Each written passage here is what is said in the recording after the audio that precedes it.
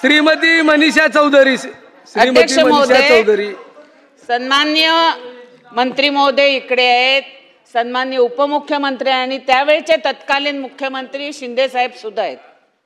अध्यक्ष महोदय, माझ्या मतदारसंघामध्ये एअरपोर्ट अथॉरिटीचे रडार आहेत आणि हे जे टॉवर आहेत ह्यामुळे थांबा ना अध्यक्ष महोदय,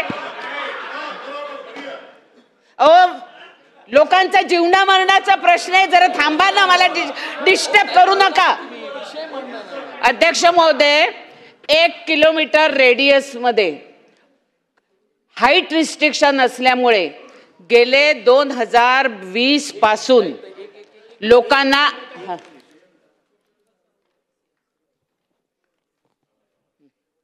अध्यक्ष महोदय, हाईट रिस्ट्रिक्शन असल्यामुळे ज्या बिल्डिंगला IODCC येऊन सुद्धा ज्या डिमॉलिश केलेल्या बिल्डिंग आहेत असे हजारो लोक घराशिवाय आज बाहेर आहेत. मी मुख्यमंत्री आणि उपमुख्यमंत्री यांचे आभार मानते का दिल्लीला दर वेळेला मुख्यमंत्र्यांनी उपमुख्यमंत्र्यांनी त्यांनी जे जे डिमांड केले त्या सर्वाचा पुरवठा माझ्या सरकारने केलेला आहे. अध्यक्ष महोदय, माझ्या सरकारने त्याला 40 एकर जागा गोरायला दिलेली आहे.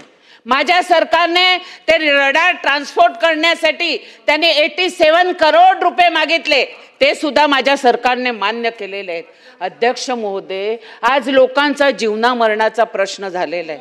मी सरकारला विनंती करते की गेल्या अधिवेशनात आपण मला आश्वासन दिलेलं होतं की 1 महिन्याच्या अगोदर आम्ही तुमची मीटिंग घेऊन आम्ही तुम्हाला न्याय देऊ. मी सरकारकडे न्याय मागते, मुख्यमंत्र्यांकडे न्याय मागते, उपमुख्यमंत्र्यांकडे न्याय मागते. 10,000 लोक आज घराविना भाड्याविना बाहेर राहत आहेत.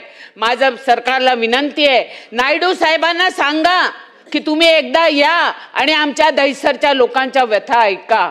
माझी सरकारला हात जोडून विनंती आहे की आम्हाला न्याय पाहिजे, की आज तुम्ही हे जे रडार आहेत ते तिकडे गोरायला ट्रान्सफर करा आणि जोपर्यंत तुम्ही हे परमिशन सँक्शन केल्यानंतर तातडीने आम्हाला परमिशन द्या, जेणेकरून एका दिवसामध्ये 30-50 माळ्याचे टावर चालू होणार नाही, पण लोकांना दिलासासाठी द्यावा असं मी दोघांकडनं विनंती करते. आणि नायडू साहेबांना काय हवं आहे, सर्व काही सरकारने मान्य केलेलं आहे, पण नायडू साहेब हे फक्त कॅबिनेट मध्ये का सँक्शन करत नाही ह्याचं मला उत्तर पाहिजे. धन्यवाद. अशाच नवनवीन अपडेट्ससाठी डिजिटल कोल्हापूर चॅनेलला सबस्क्राईब करायला विसरू नका.